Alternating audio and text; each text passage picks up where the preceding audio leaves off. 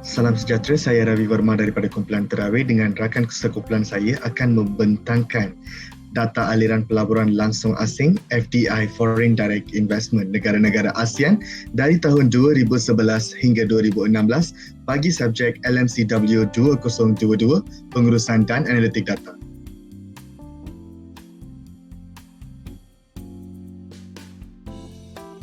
Khusus LMCW 2022 pengurusan dan analitik data merupakan khusus yang memberi impak kepada mahasiswa dalam meningkatkan kemahiran insania mahasiswa dan melahirkan graduan yang berkemahiran. Dengan khusus LMCW 2022 ini, pelajar dapat mengetahui asas pengurusan dan analitik data. Khusus ini sangat membantu mahasiswa menambah kualiti terhadap kajiannya kerana khusus ini menekankan pengurusan data dan rekod kajian yang dianalisis adalah tepat, tekal, tulen dan boleh dipercayai. Dalam laporan ini, kami menganalisis data aliran pelaburan langsung asing Foreign Direct Investment negara-negara ASEAN dari tahun 2011 sehingga 2016.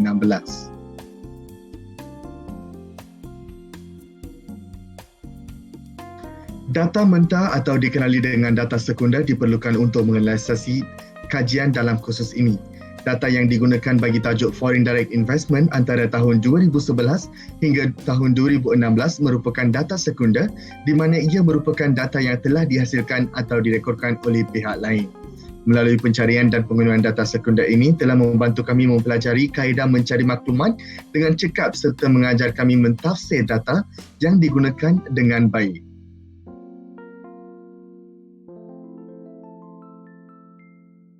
Untuk objektif kajian, kami memilih 3 objektif. Yang pertama adalah mengkaji purata hasil pelaburan langsung asing Foreign Direct Investment tahunan negara ASEAN di peringkat global dari tahun 2011 sehingga 2016. Yang kedua adalah mengkaji peratusan pelaburan asing langsung asing Foreign Direct Investment negara Malaysia dan Singapura dari tahun 2011 sehingga 2016. Yang ketiga adalah mengkaji perbezaan kenaikan dan penurunan FDI antara negara Malaysia dan Indonesia pada tahun 2012 sehingga 2016.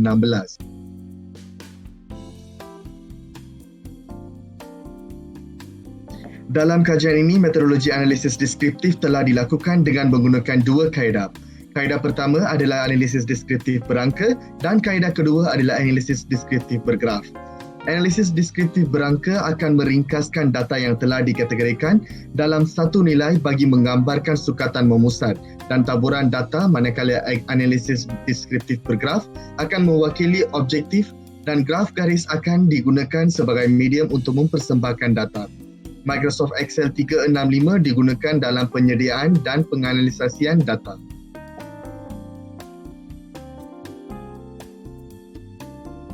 Di sini saya akan menerangkan kepada anda tentang 2 perkara iaitu analisis deskriptif berangka dan juga analisis deskriptif bergraf.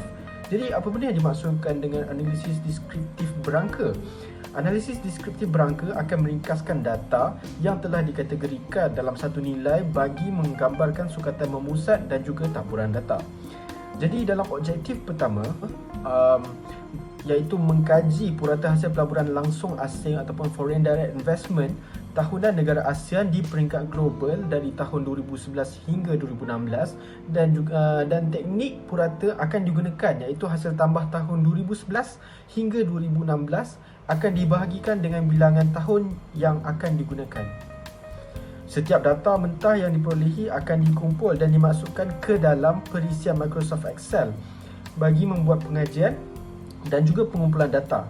Hasil daripada keseluruhan analisis akan dapat dilihat bahawa purata jumlah pelaburan langsung asing ataupun FDI negara-negara ASEAN di peringkat global dari tahun 2011 hingga tahun 2016. Okey, baiklah, bagi objektif kedua pula kita akan membuat peratusan pelaburan langsung asing ataupun foreign direct investment negara Malaysia dan juga Singapura di peringkat global dari tahun 2019 hingga 2016. Teknik pengiraan peratusan hasil daripada jumlah keseluruhan dan juga tahun yang dipilih. Peratusan ini bertujuan untuk melihat peratusan yang tertinggi sepanjang tahun 2019 hingga 2016. Selain itu, dengan menggunakan nilai peratusan, kita dapat melihat faktor ekonomi mana yang memainkan peranan dalam pelaburan langsung asing FDI negara Malaysia dan Singapura berdasarkan tahun 2019 hingga 2016. Bagi objektif ketiga iaitu mengkaji perbezaan kenaikan foreign direct investment antara negara Malaysia dan juga Indonesia pada tahun 2012 hingga 2016. Teknik hasil tolak data pada setiap negara bermula daripada tahun 2012 hingga 2016 akan digunakan bagi memenuhi hasil keseluruhan data. Tujuannya adalah untuk membuat perbandingan jumlah data yang telah direkodkan oleh negara Indonesia dan Malaysia sekitar tahun 2012 hingga 2016. Hasilnya akan dapat dilihat negara mana yang paling tinggi dan juga negara mana yang paling rendah mencatatkan jumlah pelaburan foreign direct investment negara Malaysia dan Indonesia di peringkat global dari tahun 2012 hingga 2016.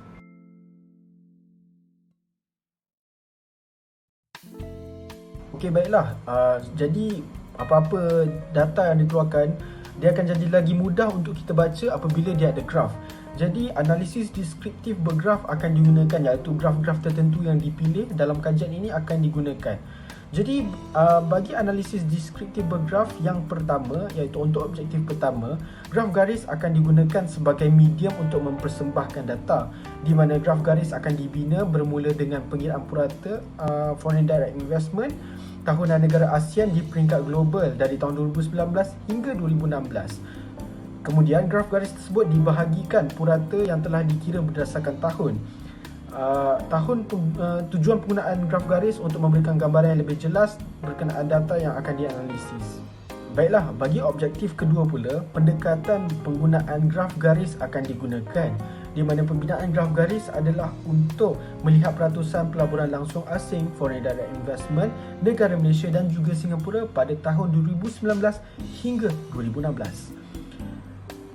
Ia menghubungkan titik-titik pelaburan antara dua negara iaitu Malaysia dan juga Singapura dari tempoh 2011 hingga 2016. Tujuan penggunaan graf garis adalah untuk melihat pola perubahan peratusan pelaburan asing negara Malaysia dan Singapura bagi tempoh 5 tahun. Baiklah, bagi objektif yang terakhir iaitu objektif ketiga, graf garis juga akan digunakan bagi melengkapkan analisis deskriptif bergraf. Hal ini kerana kaedah graf garis amat berkesan untuk melihat perbezaan kenaikan dan juga penurunan FDI antara negara Malaysia dan juga Indonesia pada tahun 2012 hingga 2016. Objektif ketiga ini memerlukan penggunaan graf garis kerana perbezaan di antara dua negara tersebut dapat dilihat dengan lebih jelas dengan membandingkan dua garis tersebut dalam tempoh 5 tahun. Permulaan pembinaan carta garis ini adalah dengan mengikut jumlah pelaburan langsung asing antara dua negara tersebut dan tahun yang dilihat iaitu 2012 hingga 2016.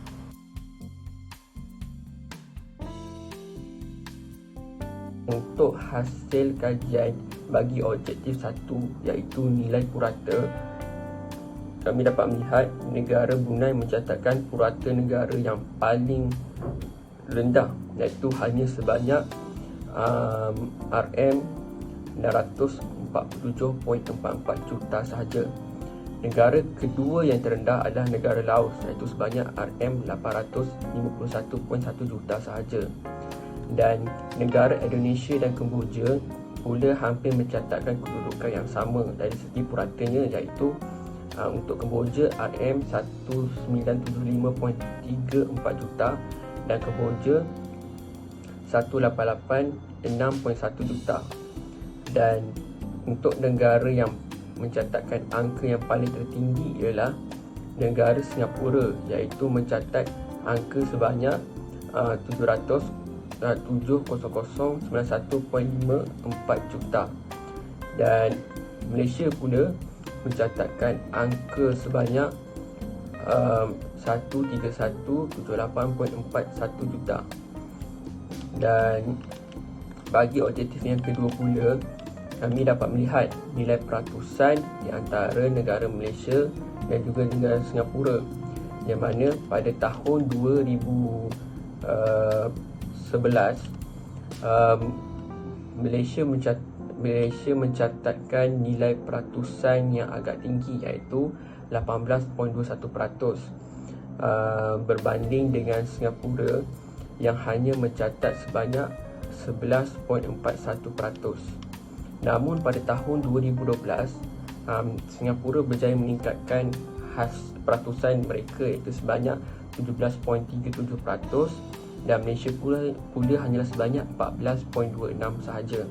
Dan pada tahun 2013 berlaku peningkatan peratusan yang dicatatkan di Malaysia iaitu sebanyak 18.37%, iaitu jumlah yang tertinggi di antara 2011 hingga tahun 2016. Singapura pula mencatatkan penurunan sebanyak 15.91%, iaitu kedua terendah dari tahun 2011 hingga tahun 2016. Dan pada tahun 2014, Singapura berjaya meningkatkan balik nilai peratusan mereka, iaitu nilai peratusan yang paling tinggi sepanjang 5 tahun, iaitu 22.1%. Dan Malaysia pula mencatatkan penurunan sebanyak 16.20%. Dan pada tahun 2015, Malaysia sekali lagi mencatatkan penurunan sebanyak 15.47%, dan Singapura mencatatkan penurunan sebanyak 17.81%. Pada tahun 2016 pula, Malaysia berjaya meningkatkan nilai peratusan mereka iaitu sebanyak 17.2%, dan Singapura pula terus mencatatkan angka penurunan sebanyak 15.38%. Dan untuk objektif yang terakhir pula, kami melihat nilai tolak digunakan, iaitu perbezaan pelaburan asing di antara Malaysia dan Indonesia dari tahun 2012 hingga tahun 2016. Dan pada tahun 2012, Malaysia mencatatkan angka susut iaitu sebanyak negatif 2600.92 juta, dan Indonesia pula mencatatkan nilai peningkatan sebanyak 5367.68 juta. Dan pada tahun 2013, Malaysia mencatatkan bacaan peningkatan sebanyak RM2707.21 juta, dan Indonesia pula mencatatkan sebanyak RM negatif 694.03 juta. Dan pada tahun yang berikutnya, pada tahun 2013, Malaysia mencatatkan angka penurunan sebanyak negatif 2131.78 juta. Indonesia pula mencatatkan nilai peningkatan sebanyak 3366.58 juta. Dan pada tahun 2012, Malaysia dan Indonesia mencatatkan nilai susut yang sama. Nilai susut iaitu Malaysia mencatatkan angka susut sebanyak negatif 695.32 juta, dan Indonesia pula mencatatkan sebanyak 5168.27 juta.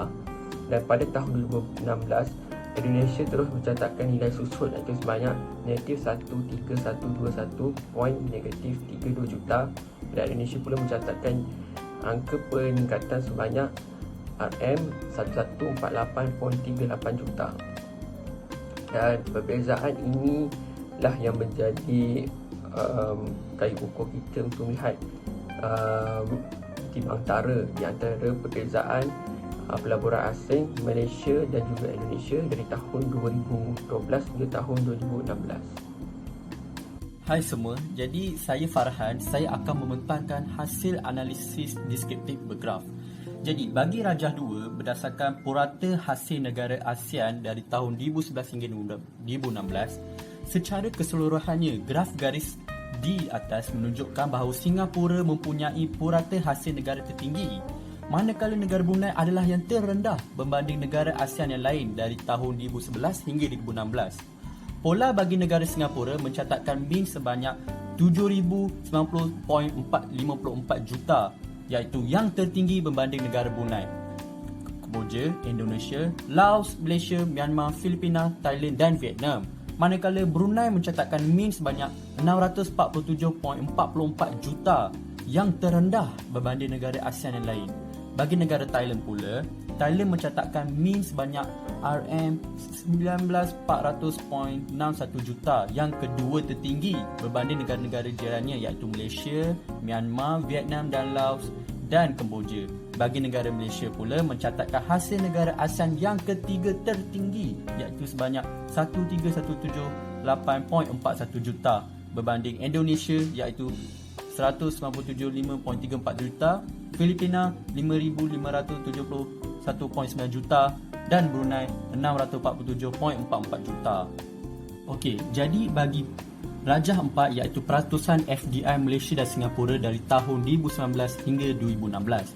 Jadi, berdasarkan Rajah 4, pada tahun 2011, jumlah peratusan negara Malaysia adalah 18.21% daripada jumlah keseluruhan peratus dari 2019 hingga 2016. Peratusan pada tahun tersebut adalah kedua tertinggi dalam 5 tahun iaitu dari tahun 2019 hingga 2016. Singapura pula mencatatkan peratusan 11.41% iaitu jumlah peratusan yang paling terendah sepanjang tempoh 5 tahun. Namun, pada tahun 2012, Singapura berjaya mencatatkan sebanyak peningkatan peratusan 17.37%, mengalahkan peratusan Malaysia iaitu sebanyak 14.26% sahaja.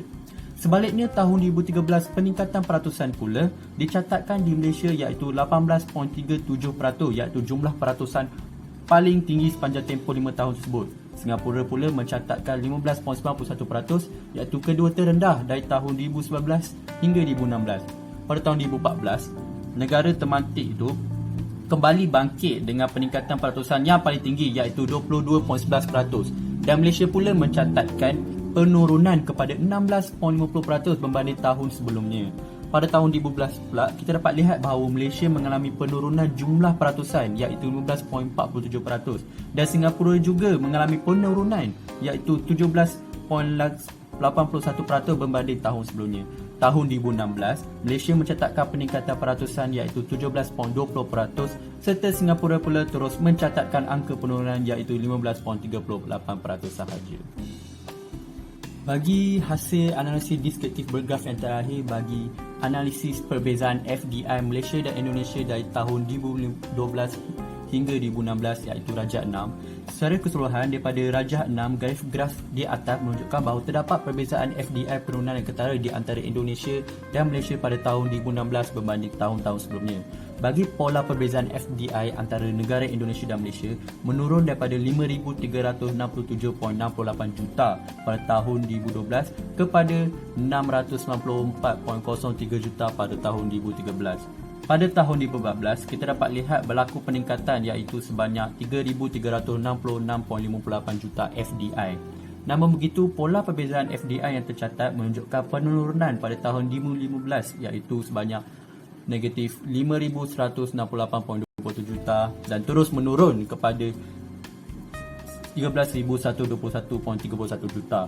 Kalau kita dapat lihat bagi pola perbezaan FDI antara Malaysia dan Indonesia menunjukkan perbezaan peningkatan FDI berbanding perbezaan FDI antara Indonesia dan Malaysia iaitu sebanyak 2,707.12 juta yang dicatat pada tahun 2013. Pada tahun 2013 berlaku peningkatan kepada 2,707.12 juta perbezaan FDI. Pada tahun 2014 kita dapat lihat FDI antara negara Malaysia dan Indonesia menurun kepada 1,231.78 juta. Bagi peningkatan pola perubahan menunjukkan peningkatan pada tahun 2015 iaitu kepada 695.32 juta dan terus meningkat kepada 1,148.83 juta pada tahun 2016.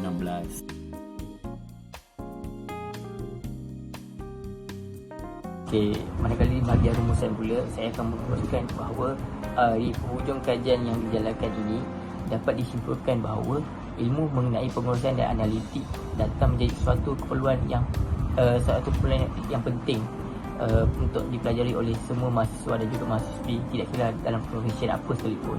Dengan terhasilnya laporan akhir tugas ini, mahasiswi dan juga mahasiswa dapat lebih menghargai wujudan data yang sedia ada.